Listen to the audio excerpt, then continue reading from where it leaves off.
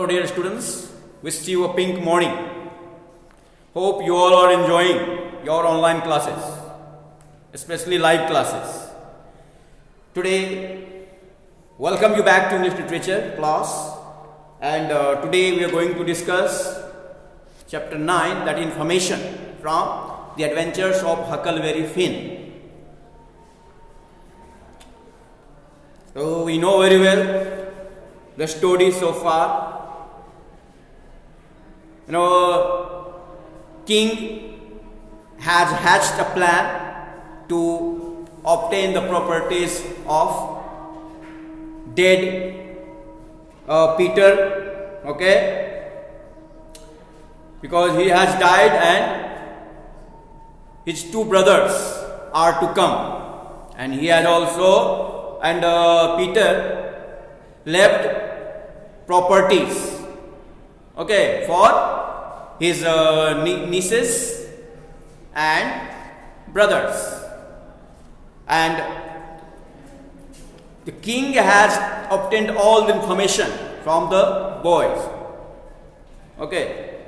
and now king disguised himself as Peter's brother Harvey, and he asked Duke to do acting just like William, younger brother of Peter Wicks. Now he's getting his pumping that boy to give him all the information where Peter Wicks' brothers live, what are they doing, how they look, and where the will is, everything that you know very well. Now let's proceed further. And the boy also says that there are other well-wishers of Peter who will not let anyone to harm his nieces, and also manipulate the properties or rob the property are left by Peter. Who are the persons? The persons are Hobson, his religious lecturer, his preacher. Then there is Lord Howe, deacon. What is deacon? A church official. Deacon.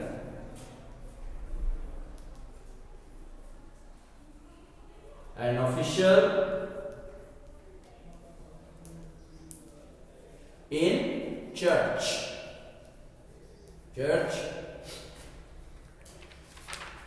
And there are Dr. Robson, lawyer Levi Bell, Ben Rucker, Abner Shackelford, and also their wives. And there is the widow Bartley, and apart from them there are many other who will all protect the interest of dead Peter. Of course, interest of the relatives of Peter, the relations of Peter, that is his nieces. He has 3 nieces. What are the 3 nieces? What are the name of 3 nieces? Of course, first one is Mary Jane.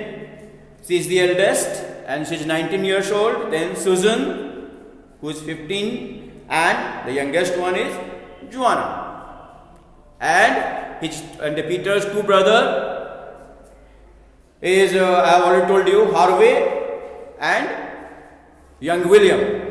So William is deaf and dumb. That's so the king hatches plan in his mind, how to take hold of the properties. And he acts himself as if he were a Harvey, and he asks the Duke to act as young William, means young deaf and dumb William. And you said you are going to Orleans. Okay, that's right. I am going to ship next Wednesday to Rio de Janeiro, where my uncle lives. And the boy says that he has to go to the Rio de Janeiro to see his uncle, okay? The old man kept on asking questions till he had fairly emptied the young man. In this way, the king, the old man, obtains all the required information so that he could materialize his dream, materialize his plan. By now, we had come close to the place where the steam ferry was tied up, and all of us got on board. Okay. And now all the person is Duke, King, Jim and Huckleberry all come to the shore and board a ship, board a steamboat, steam ferry. As soon as he got a chance, the king took the Duke aside and said, "How are you on the Deaf and Dumb Act, Bilgewater?" Okay. So when he got the chance, the king took the Duke away, means aside, and asked and confirms if he is enjoying, if he is feeling perfect in the acting of Deaf and Dumb William. And the Duke answers positively. The Duke says it was no problem, that he had played the part of a deaf and dumb person on a stage, and he says that earlier he has played the part of deaf and dumb in a drama many times, so he has no problem at all. When we got to the village, we were put in a boat and set ashore. Okay, so they reach a village.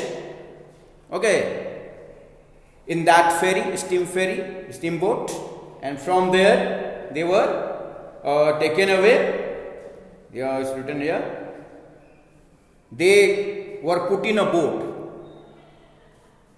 Okay, they were taken in a boat, and then they came to shore.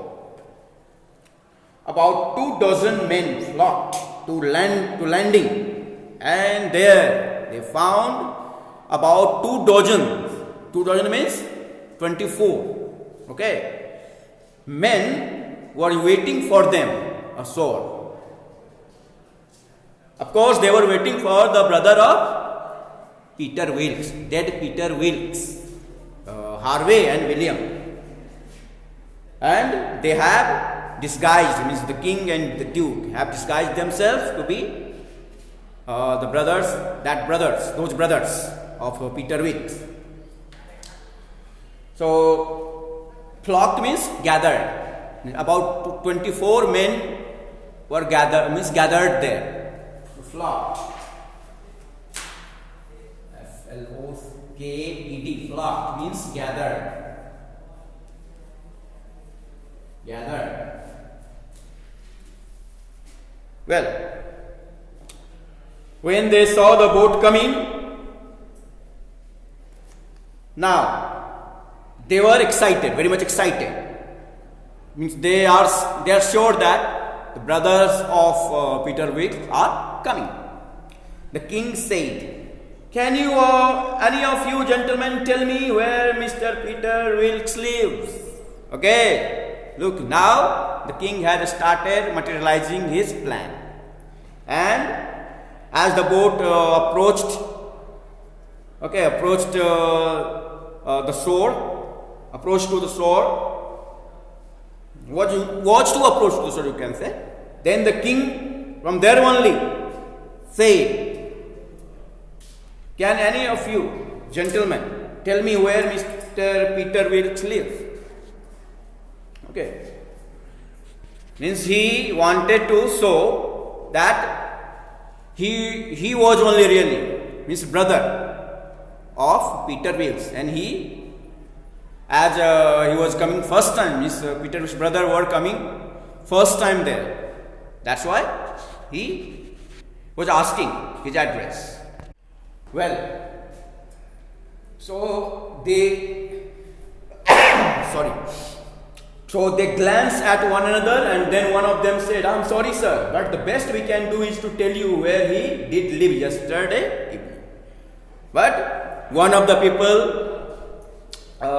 says there that he cannot say where Peter Wilkes lived, but he can say where he lived. Means he wants to say that Peter Wilkes is no more, means he is dead. At this, the cunning old man, cunning means clever in negative way, deceitful, cunning.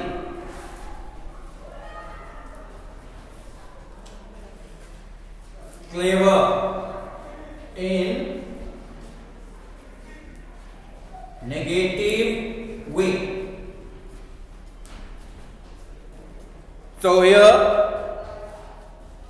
that deceitful person, means the king, now started working out, and he started showing that he would just fall down. He was very much shocked at the news of his brother's death, and his daughter started losing his balance, stand unsteadily.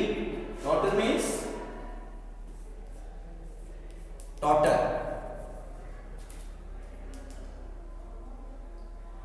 Stand unbalanced way. Unbalanced way.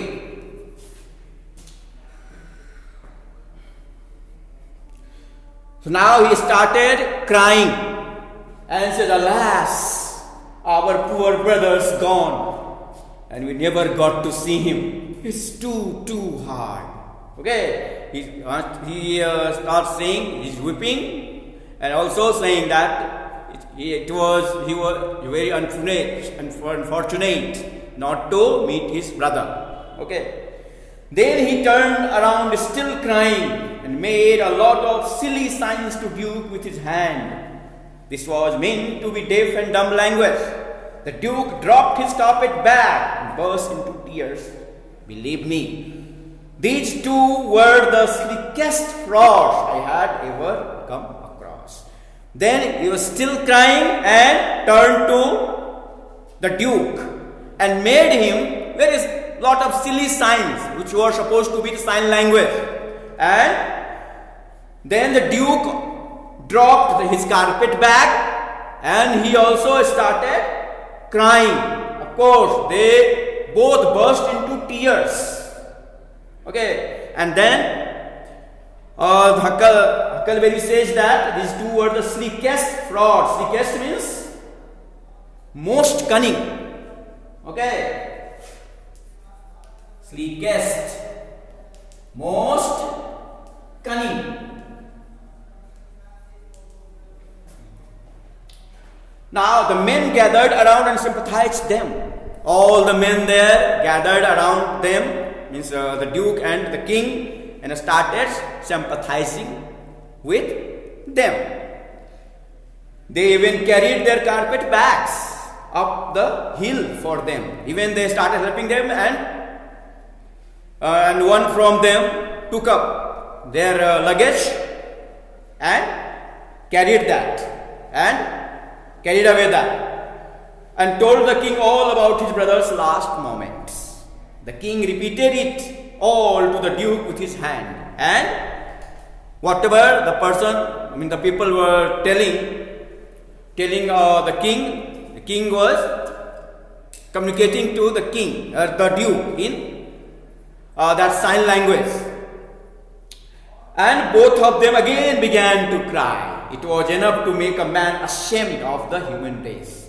And after seeing their behavior, of the king and the duke, Huckleberry realized that it was the most shameful behavior. It shouldn't have been the nature of human. Okay, this is the meaning. Well, dear students, thank you very much. Hope you have enjoyed this session. Okay, see you in the next class. So in this way we have ended chapter 9. Okay, the information. Thank you very much.